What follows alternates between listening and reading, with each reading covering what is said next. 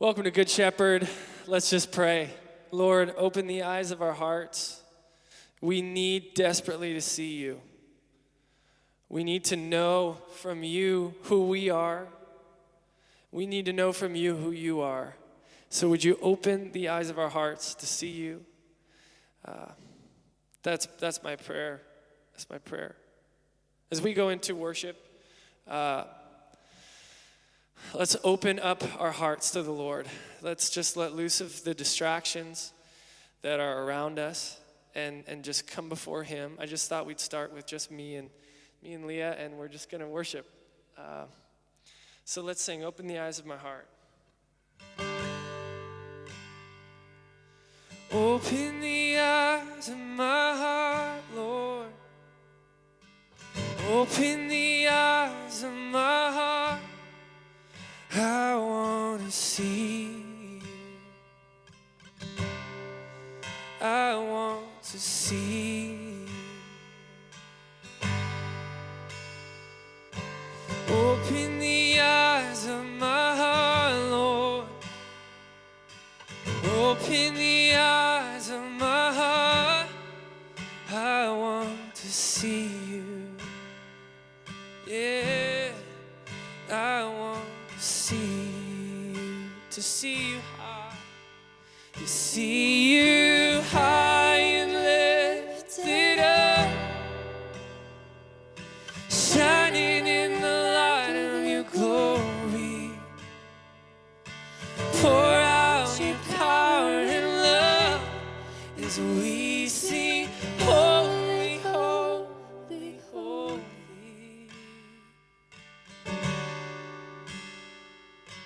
Open the eyes of my heart, Lord. Open the eyes of my heart. I want to see you. I want to see you. Open the eyes. Open the eyes of my heart, Lord. Oh, open the eyes of my heart. I want to see you. Yes, I want to see you. I want to see you high. To see you high and lifted up, and you're shining in the light of your glory. Pour out your power and love as we sing, holy, holy, holy. Holy, holy, holy. Holy, holy, holy. Holy, holy, holy. I want to see you. 'Cause you are holy, holy, holy. Holy, holy, holy. Holy, holy, holy. I want to see you.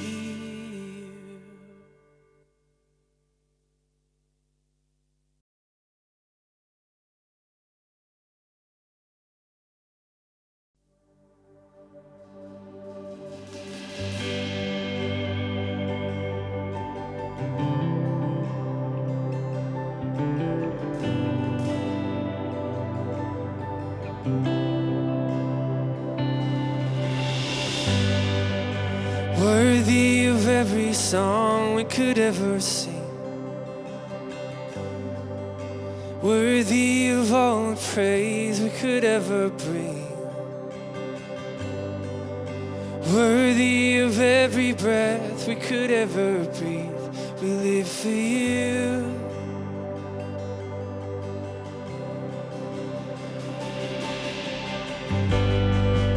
Jesus, the name above every other name. Jesus, the only one who could ever save. Worthy of every breath we could ever breathe. We live for you. Oh, we live for you. Holy, there is no one like you. There is none besides you. Open up my eyes in wonder and show me who you are, and fill me with your heart and lead me in your love to those around me.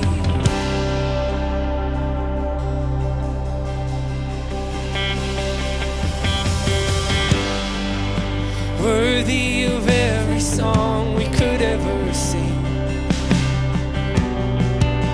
Worthy of all the praise we could ever bring. You're worthy of every breath we could ever breathe. We live for you. Yeah, Jesus. Oh, Jesus, the name above every other name. Jesus, the only one who could ever save. Worthy of every breath we could ever breathe. We live for you. Oh, we live for you. We sing holy. There is no one like you. There is none besides you. Open up my eyes and wonder, and show me who you are, and fill me with your heart and lead me in your love.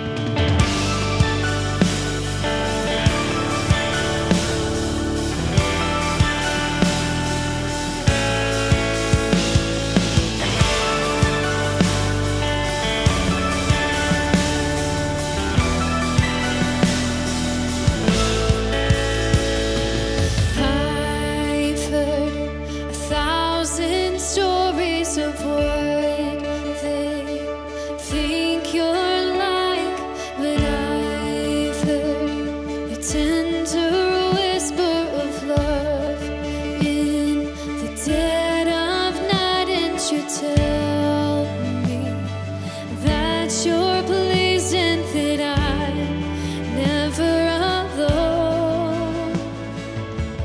You're a good, good father. It's who you are.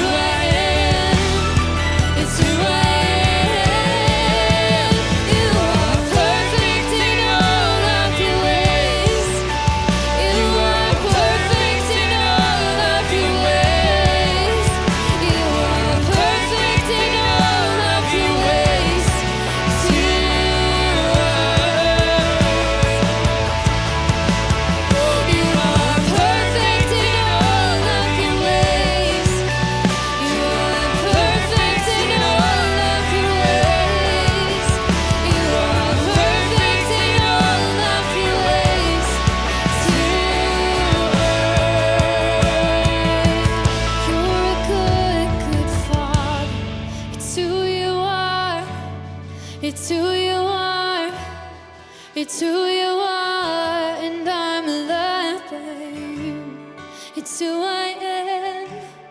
It's who I am. It's who I am.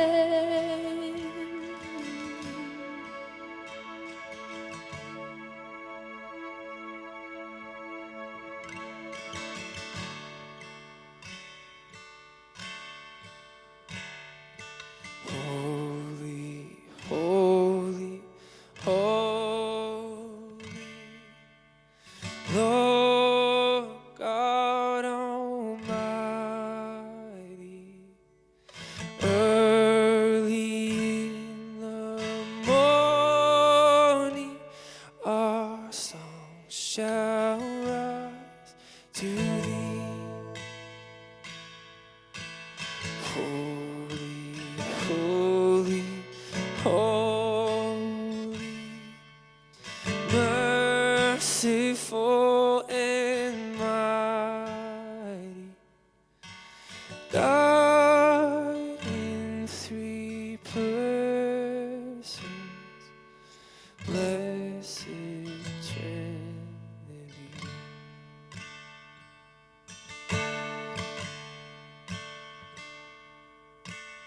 Holy, holy, holy, all the saints adore thee, casting down their golden crowns around the glassy sea. Cherubim and seraphim are falling down before thee, God in three persons, blessed Trinity. God in three persons, blessed Trinity.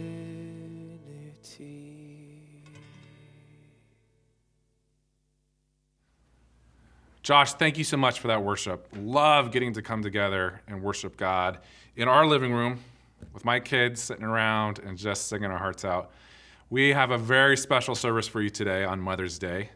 Alan is going to just introduce us to 6 amazing women who share their stories about what it means to be a mom and all different types of moms. So really excited for that. Before we jump into that, I wanted to tell you about an amazing opportunity we get to be a part of. As your outreach pastor, I'm always looking for ways that we can come alongside our community, both here and internationally. And next Sunday, May 17th, there is an opportunity. We're going to partner with Portland Rescue Mission, and we're going to do a supply drive. But not just any normal supply drive. There's a link below. It has the list of what they're trying to raise for their different ministries. But our children's ministry is going to get involved also. They're going to come and they're going to set up kind of like a reverse parade. So instead of having floats that move through the street, they're going to create floats that stay. We're going to come in our cars. Pastors are going to unload and get your donations and put them into the Portland Rescue Mission van. And then you guys are going to drive through campus saying hi to all our kids and their cool displays. And it's going to just be a celebration of Good Shepherd coming together to really serve our community and to reach out in Jesus' name. Hope to see you all next Sunday, May 17th, 1 to 3 p.m. And now, Alan, why don't you talk to us about Mother's Day? Well, we're thrilled that you've joined us on this special weekend, Mother's Day weekend. What we're going to do is we're going to experience in a few moments some magnificent stories from some of our women here at Good Shepherd, moms. A mom who lost her son 5 years ago, a single mom, a woman who's never been married but pours into the lives of others' mom, a grandmom with preemie twins, a mom who has their own child and then 2 foster adopt children, and then a mom who has a severely, she's an at-risk health daughter. So we're going to experience some strong things hearing from mom. You know, God in the very beginning of the Bible makes it very clear that he is not fully imaged unless you have a woman. It says So God created man in his own image. In the image of God, he created him. Male and female, he created them. Women have been created for dignity and honor and purpose. As a matter of fact, being made in the image of God for a woman is at the very heart of who she is. Because you do not fully see, experience, he is not fully imaged and displayed unless you can see what he is like through his creation of a woman. Sally Lloyd-Jones, in her magnificent book, The Jesus Storybook Bible, describes Hesed love, Old Testament word for love, and agape love, New Testament word for love, in this way, speaking of the Lord, that his wonderful love is a never stopping, never giving up, unbreaking, always and forever love. Sounds like a description of a mom, doesn't it? Never stopping, never giving up, unbreaking, always and forever love. One woman put it beautifully. She says, to become a mom is to choose to have your heart beat outside your body for the rest of your life, just like him. And you know, some of the women watching this weekend and the subsequent watching of this Mother's Day weekend, we have some new moms who aren't getting much sleep. We have some young moms and soon-to-be moms. We have some ladies longing to be moms. We have some want-to-be moms who struggle with conception, and they know all the challenges and the discouragement and weariness that goes with that process. We've got proud moms, grandmoms, teenagers in the home moms. They're not sleeping a lot either. Single moms with indescribable, never-ending challenges to feed and nurture and educate and care for their precious children. We've got adoptive moms with all the love and joy and pain and sacrifice, the successes and failures. We have military moms. They say, oh Lord, please bring them home safe moms. We've got moms of police officers and first responders, firefighters. We have abandoned moms where the husband walked out, said, can't do it. But mom doesn't quit. We have grandmoms who have now become moms because their daughters are either deceased or so broken and gone that now they're moms. We have surrogate moms who nurture other people's children because mom is either deceased or too broken. We have laughing, playful, always a lot of fun to be around moms. We got a lot of feeling guilty moms. Gosh, I just never feel like I do enough. We got praying moms. I was doing a memorial service for a woman, and her prodigal son, who came home before she died, said, Mom kept praying and praying, and here's what he said: you can never outrun Mama's prayers. So Mom, keep praying. We've got my child took their own life and suicide moms, and not noticed or appreciated or thanked moms. Moms who battle depression. We've got single, never married, never had children of their own, who love and nurture and pray for and invest in and disciple children. And we got heartbroken moms of prodigals who long for their children to come home to them and to the Lord. We've got blended family moms with all the complexities of sharing custody with their former spouses and parenting their new spouses' children as well. And we've got grieving moms who may have lost a child in miscarriage or stillbirth or chose to end a pregnancy moms. And we've got long-distance moms who watch their adult children and grandchildren grow up at a distant location. And we've got savoring, cherishing moms who treasure their God-given calling, knowing the ups and downs of being a mom, but still love it and wouldn't trade it for the world. The never stopping, never giving up, unbreaking, always and forever love, image of God, moms. The second element is the nurturing heart of the Lord displayed through a woman. In the Old Testament, in Isaiah, Jerusalem says, I think the Lord's forgotten us. And he uses what it is to be a woman for people to understand who he is. Here's what he says. They had said the Lord has deserted us, and he goes, never. He says, can a mother forget her nursing child? Can she feel no love for the child she has borne? But even if that were possible, I would never forget you. What's going on there? The Lord is saying, if you see how a mother loves and never quits, you're seeing me. In the New Testament, Paul has a similar statement.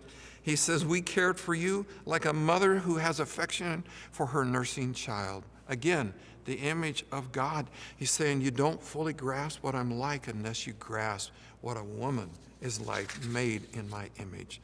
And then lastly, the eternal significance of a mother's influence. Paul writes to his friend Timothy, I remember your genuine faith, for you share the faith that first filled your grandmother Lois and your mother Eunice, and I know the same faith continues strong in you. How did Timothy fall passionately in love with the Lord? Because of his grandmother and because of his mom. Oh, ladies, your role is so profound. And guys, let's be honest. We can admire, we can respect, we can support, but we don't image God in the way that they image God. And so on this weekend, Mother's Day weekend, oh, gentlemen, honor them. Thank the Lord for them. There was a man on the East Coast when we were in ministry back there named Nestor Draglin. Nestor, he would invite us to join he and his wife and family on Mother's Day, and he would take us to a lovely restaurant. I learned so much by watching Nestor. Frankly, I didn't know how to treat Theta with the dignity and the honor and the respect that she was due. Now, Nestor didn't shame me, but boy, did he instruct me. I just watched the way he treated Theta, and I go, oh. So guys, who they are, who they represent, and who they image. Let's be alert, and let's honor these women whom God has made in his image. Well, I'd like you to meet a good friend, Tiffany Ricketts. Theta and I love Dave and Tiffany and their children. And Tiffany, tell us about your family. How long you've been married? Tell us about your children. Dave and I have been married for 18 years. We have 3 kids. Yeah. Ruth is 12. Yeah. Kason is 8, and Michaela is 7. And when Ruth was about 5, we became the foster parents for Kason and Michaela. And then in about 2015, 3 years later, we were able to adopt them both. And so when you would need to hand the children back, not just for a visit 3 times a week, but hand them back, what's going on in your soul? Well, we did. We had to hand them back for a trial reunification. So it wasn't just go stay with bio mom and dad for a day or 2. This potentially could have been for forever. We had no idea of knowing if we would ever see them again. So it was, in the moment, felt like a death, so to speak. Yeah. Super, super challenging. One of those moments where we really had no choice but to trust God and just realize he's bigger than this, and he's with them, whether they're with us or whether they're somewhere else. He's still their good God. So as mom of 3 children, 2 of them foster adopt, now adopted, what's some of the most challenging things of being a mom, and when it works and when it doesn't work? What's it like? Most challenging is really the day-to-day. In our house, every day is hard. Not that we don't have good moments and fun moments and times when things are working, but every day is really hard. And to choose which voice you're gonna listen to. Talk to me, what do you mean? Well, at the end of my day, when I've had a hard day, that means I've probably yelled at my kids. I've probably said things I didn't want to say. I've probably heard them say things I never thought I would hear as a mom, really hard, challenging things. And when I lay my head on my pillow at night, oftentimes I feel just weighed down by feeling like a failure. I start hearing that voice saying, you can't do this. You weren't made for this. You're the wrong mom for these kids. And I can easily just feel defeated if I go there. But I know who my God is and I know who I am. And I have to go back to those things because God did give me these kids, and He is bigger than the mess that I've made or they've made or we've made together. And if I can end my day there and if I can start my day there, then I can keep going. Theologically, I think we'd all agree with what you just said, but functionally, how do you, because you function that way. What are some of the ways the Lord prompts you to be able to get that truth inside to where it's a functional trust and a functional, I know who He is and I know who I am, who He's made me to be? How does that happen? I have a story from Yes. when Michaela, our youngest, was about 4 years old, and we had been riding bikes, and we were coming up. We have about a mile-long driveway up to our house, and so we'd been riding bikes. We were coming up the last hill before we got to our house, and she was really struggling, and she goes, "Oh, Mom, I'm almost out of mighty," and I was like, "Uh-oh, what happens when you're all out?" She goes, "Oh, it's okay. I can ask Jesus for more because He has lots of mighty." And that's just, I've held on to that because I need that. I need to remember Jesus has lots of mighty. Well, I'd like you to meet my friend Elizabeth Kopic. Theda and I just love having friends, Bob and Elizabeth. And Elizabeth, you're a mom, you're a grandma. Tell me about your children and your grandchildren. I have 3 sons, we do, and we have 6 grandchildren. There are 3 of them are somewhat older, and then there are 3 little ones that are 2 and twins that are 6 months. And the twins that are 6 months, tell us their names. Those are Joshua and Elijah. I just remember, Elizabeth, when you said, not only is just an exquisite pleasure as a mom and a grandma to hold these precious souls, but speak to us about, you're saying that they need to be held, and why? Could you tell us? I always held our children a lot, and I feel like we all need to be held. And children, infants, especially those new little preemies, really need to be held, and Reuben loves to be held. I feel like it's a God thing too. I mean, I think God holds us really in His arms. Yes. Wow. Almost every mom, particularly young moms, speak about kind of mom guilt. Yes. It's similar to what you were saying a moment ago of not being enough. What do you say to the younger mom who's going, I'm not good at this. I'm not enough. Something's wrong with me. What do you say to them? Our daughter-in-law struggles with that. I struggled with that. I don't have anything brilliant to say, but I say, well, you know, you can only do what you can do, and some of the rest of us can come in and supply those arms. Bob and I supplied a lot of arms for the little ones and for Reuben when we were not socially isolated. Yeah. Yeah. And in the conversation that you and I have enjoyed at another time is concerning the young moms. They, when they get to hold their little one, is for them to allow themselves to be held. Yes. by I their think Abba. that's huge because they are so tired and they feel so unwise sometimes, and they just don't have enough arms and they feel guilty. So it's so important to be able to go to Abba and say, Father, we need you so badly because we don't feel like enough. So supply for us, and then let us, by extension, supply to our children. Wow. And grandchildren, for that matter. Right. So what do you find, and I know we've touched on this a little bit, what do you find to be the most challenging thing about being a mom and a grandma? I think that for being a mom, I think that any of our children would tell you that one of my big strongholds is shame. I can feel shame easily. So it was easy for me not to feel like I was a good enough mom. I always felt like I was not enough. Yeah. Yeah, that was one of my big struggles. And I have to deal with that with the Lord as a grandma even. Yeah. So Elizabeth, as grandma and as mom, where do you go and how do you connect with the Lord to recharge your soul? I pray for our children, often, daily and more.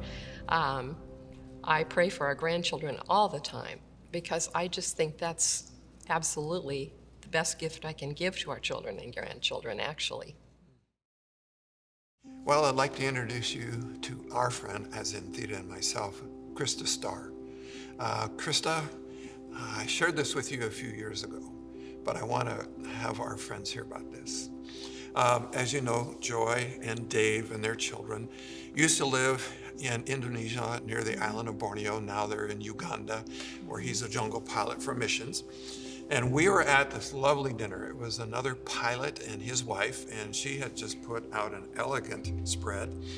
And towards the middle part of the dinner, she asked a marvelous question that really caused everybody to have to think.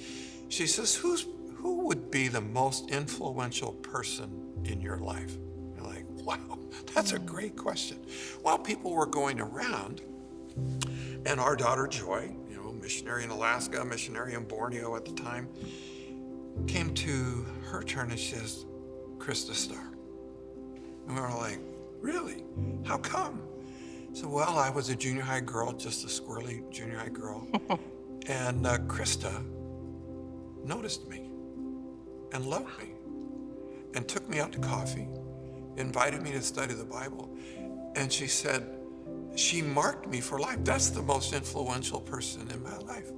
Now, Krista, you're a single woman, never married. Mm-hmm. Right. But lots of influence in women's lives. Why? How did this happen? Where did this call come from? I don't think it was intentional on my part that I was singling out women necessarily, or that I was going to purpose to do this at first, but it was modeled for me. Yeah. I had to think about this in my own junior high leader, Linda Miller. Linda Miller. So instrumental in my life. She and her husband would have me over to their home for dinner. I'm sure they were doing this with all the other junior hires, but I felt like I was the only one. Yeah. And one day she just asked me, would you be interested in doing a Bible study? We'll meet once a week. I'll come to your house. We'll get together and we'll discuss 1 Peter. Now, I had opened the Bible. I was, I could read the Bible, but I'd never studied it. And I was like, okay, sure. I couldn't tell you anything about 1 Peter, but man, I could tell you every time she came and was sitting in my room and talking and her getting to know me. Oh. That was huge for me. Wow. Yeah. Yeah, Krista. Mm-hmm. Okay, so you're not a wife. Right. But you are a mom. I have a hard time with that, Alan, I think. Yeah, tell us about that. I think because I wanted children so badly when I was younger. I had this dream for my life. I was going to have 5 to 8 kids. Yeah. And do all these amazing things, be involved in everything. And that's just not the plan God had for me. And coming to church, being in church sermons often, there's almost this, it's like you're missing something if you're not married, or if you don't have children. You're not real. Right. I'm not living up to the highest calling that God could give a woman. I've heard that in sermons before, that motherhood, is there any higher calling for a woman? So then that makes me think, well, does that mean I'm lacking something spiritually? Yeah, is there something wrong with me? Exactly. And God and I had to work on that for quite some time. And got to the point where no, there's not. You are exactly who I've made you to be, with a purpose exactly designed for you and for the people in your life. Wow. So it's like the Apostle Paul. He turned out okay, and he was never Yes. married. And look how he continues to be used of God to inspire, instruct, and set us free. Yeah. Do you have a word of encouragement or wisdom or hope for maybe some other single women who are made in the image of God to pour into people's lives, to cause them to go ahead and start to embrace the hope that's there? I think if you're single for a season or for the rest of your life, know that God is pursuing you. Know that God has a plan and you are deeply loved exactly where you are, exactly who you are. And then live it out loud. And that means pouring into others. Find your niche. It may not be with children, it may be in another area, but it will definitely be another person, I think. Another person will be impacted. Well, today I'd like to introduce my friend Jessie Tatro. Jessie and her family have unique challenges, and it's going to be wonderful to hear from her. Jessie, tell us about your family. So I have a wonderful husband, amazing, loving husband, supportive all these years with me, and if I didn't have him, I wouldn't be here. And that's Darren. That's Darren. And I have Andrew's my oldest, Okay. and he is 19. All right. He is out of the house in his own apartment. He is an outdoors man. He loves that, loves to get his hands dirty. Love that about him. And he loves Mandy. He loves hugging and kisses on Mandy. That's kind of their special little bond. And she And just, Mandy is your youngest, yes, who has very acute special health concerns. yes. Okay. Yes. And then I have Micah, who is 17. Okay.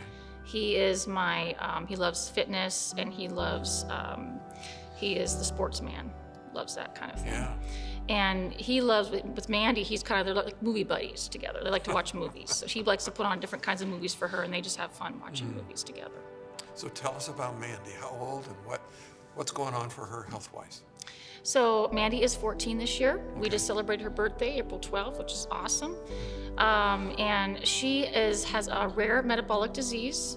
She has a seizure disorder, that's epilepsy, and she has Rett's syndrome.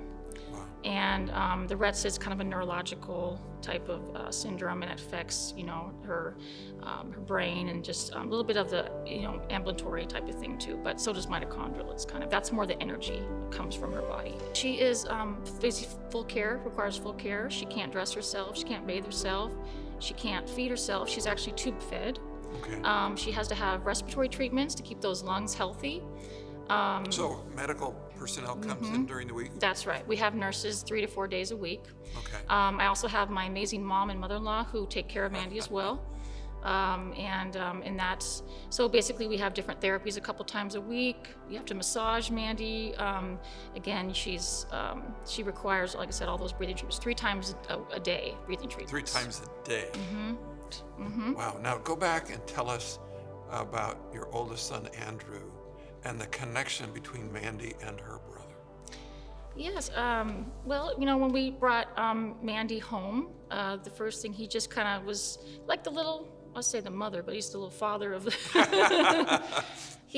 That's kind of who he is, and that's how he's kind of portrayed to take care. He loves to just love on Mandy. One thing that Micah had said one time when Mandy was going to have spine surgery, that really significant spine surgery, he had said, he goes, Mandy, this is really important for you. He was talking directly to her, and he said, it's going to hurt, but it's going to be for the better for you. And it was so sweet because she was listening to everything he said. So both my boys have been absolutely phenomenal in their care for Mandy and love for Mandy, and I'm so proud of them.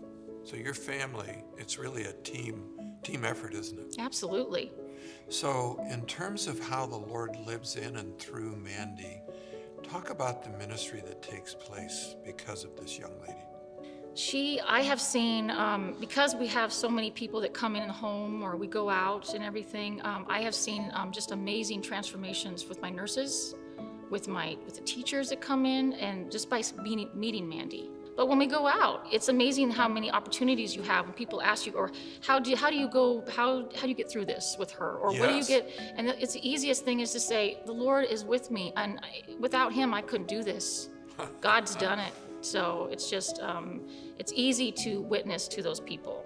And it's so amazing that they learn and they grow, and they see Mandy over the years too.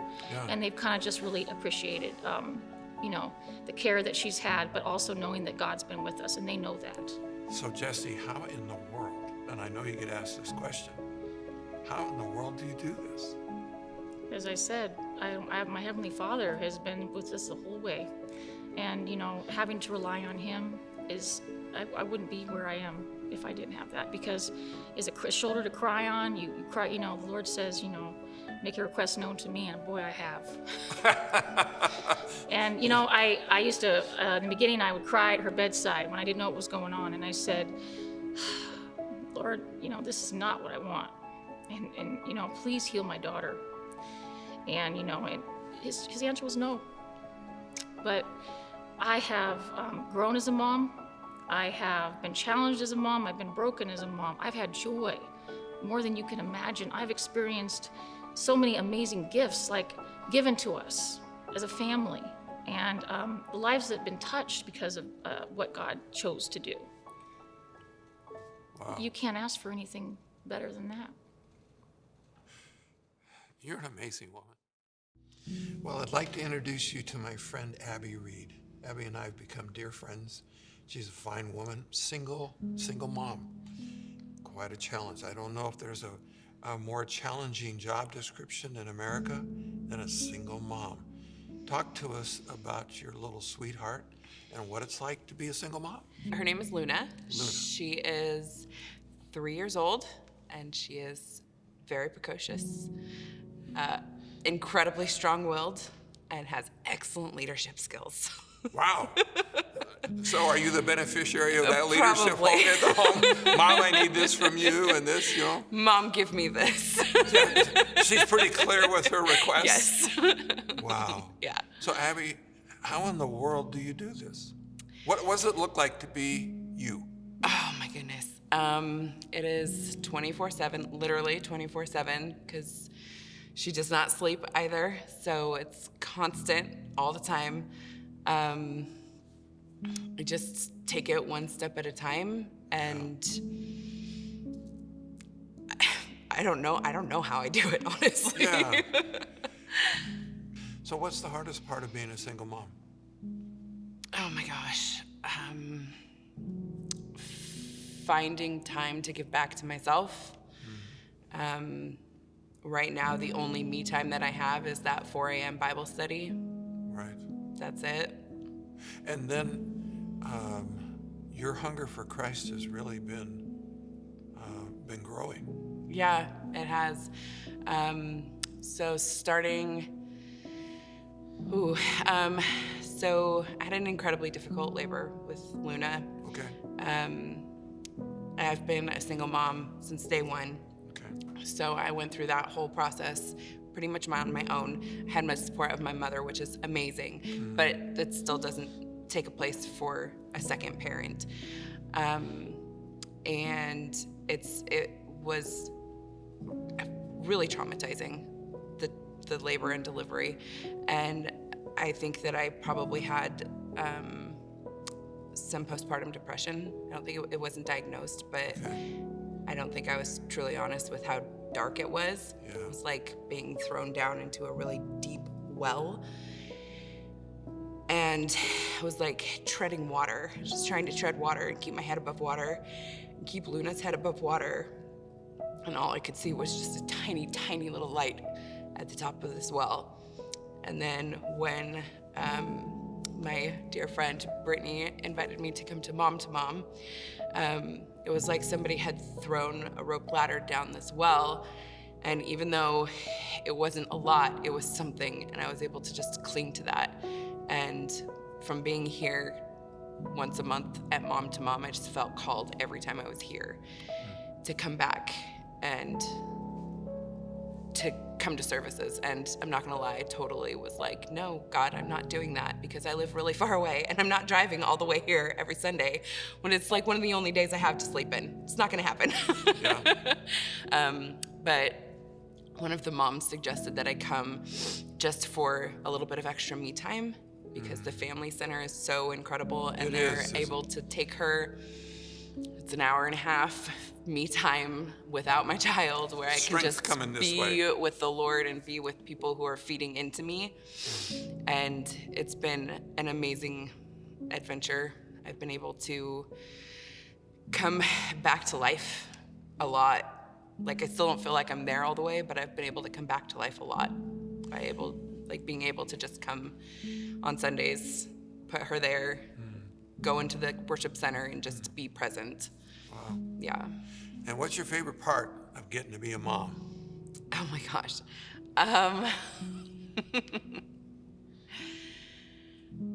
That's a hard question for me to answer, because it's so hard all the time.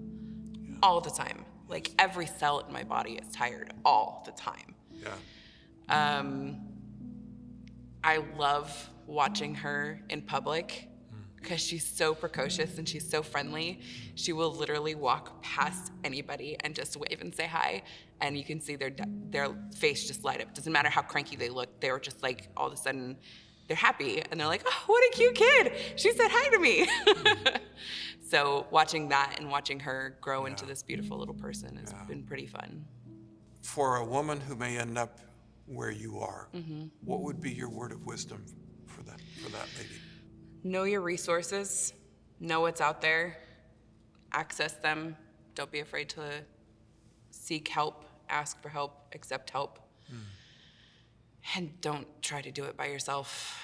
Wow. No matter how strong you think you are, don't do it by yourself. It's not good for you. It's not good for your kid. Well, I'd like to introduce you to a very precious friend named Carrie Jackson. She and her husband, Tom. Tell us about your family. Well, we have 4 children. Our oldest, Emily, and then Whitney and Bethany and Brady, who is in heaven with the Lord. Okay. Grandchildren? We have 2 grandchildren. One we actually have through foster care, and she's been adopted into our family. Yeah. And however, we do not have custody of her. She belongs to Bethany and Grant.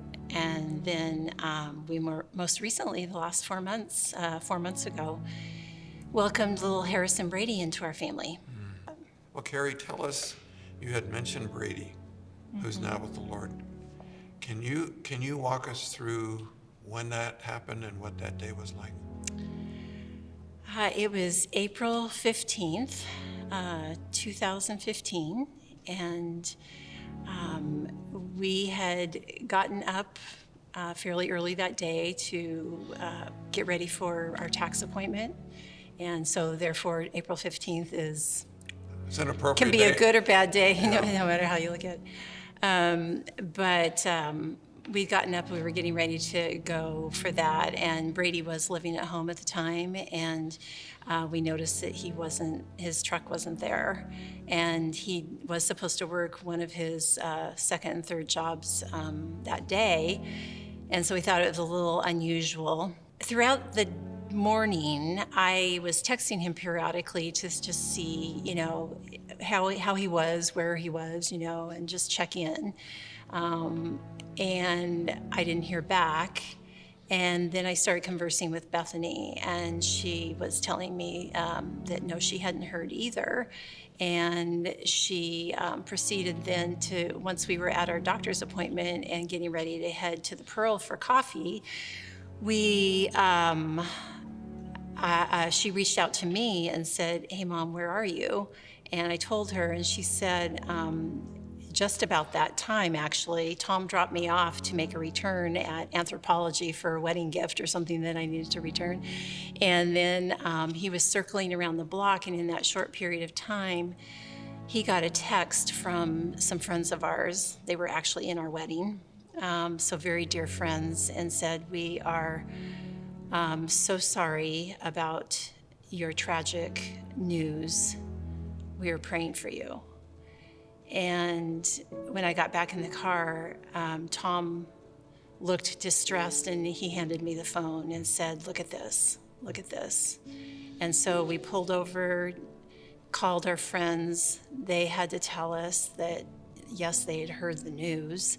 Brady had been traveling home the night before, and there had been hail on the roads, and he was traveling way too fast, and the car lost control and hit a tree, and the assumption is that he probably died instantaneously. And so your family's together, but then more family arrived. Was it that night?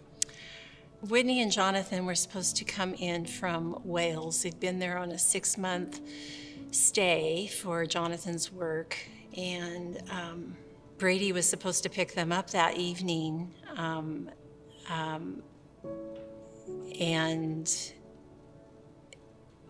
we knew that as a family we were going to have to kick into gear and be the people that actually greeted them, obviously. And unfortunately, Whitney had seen something in between her layover between Wales and her layover in Chicago, that something had happened to one of Brady's mutual friends, where he had posted that a tragic accident. I just lost a dear friend today, and it caused Whitney to look further into that, and she checked the news and she saw Brady's truck. And So she's not home, but she's not home. She's in Chicago, she still has that And there's flight. no information other than she's texting me and saying, Mom, is Brady okay? And she's just getting ready to get on her flight, and I can't even answer. So she's got the terror of flying home, hoping and praying that it's not true. Right. And so at this point, I always cry because it's so hard to think about your baby, losing a baby, and then having one that's in so much pain, flying home by herself. And so when they arrived at the airport, what took place? Both she and Jonathan had this look of, like we're trying to find, we're hoping to see Brady's face, and they saw ours instead. So she knew immediately. So she falls to the floor first in the middle of the airport, and we're surrounding her and all doing the same. So what does that do to a mom's heart?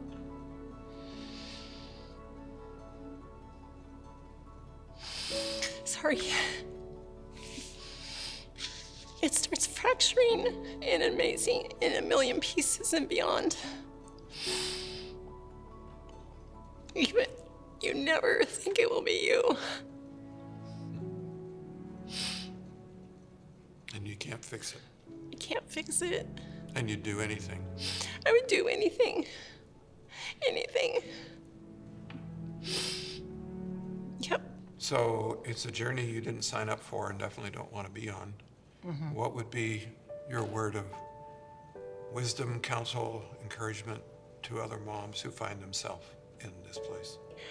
I just have a little letter that I wanted to read to moms that Please do. either have lost recently, lost years ago, and some of this can even apply to women that have lost in other ways, because there's a lot of loss that goes on out there. Mm-hmm. And it can be a marriage, it can be anything. Yes.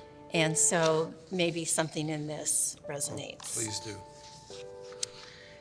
Dear friend, you can breathe again.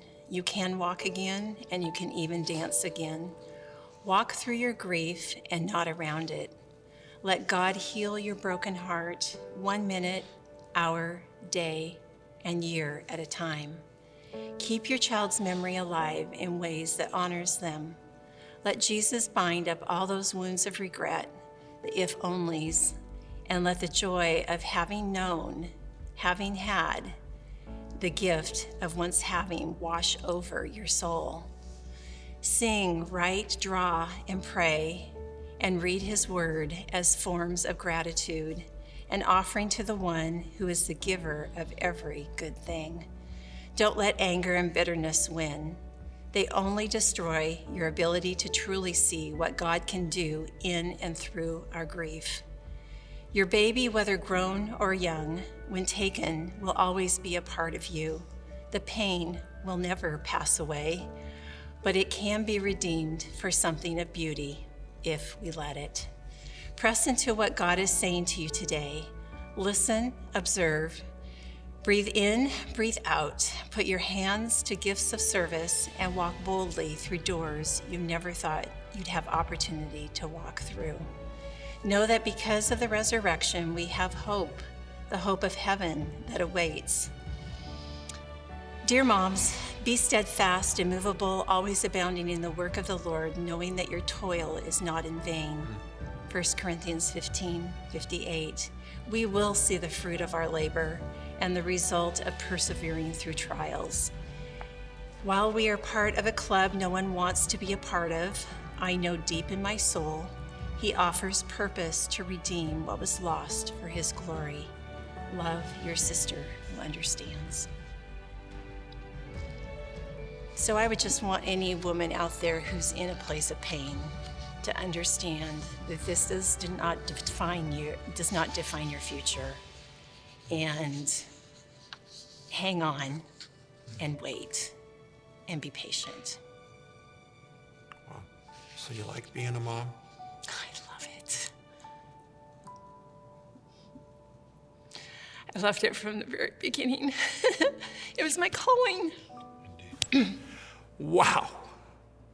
Was that the never stopping, never giving up, unbreaking, always and forever love? We can see his image in these lovely, sacrificial, I won't quit moms. Happy Mother's Day. We really respect you.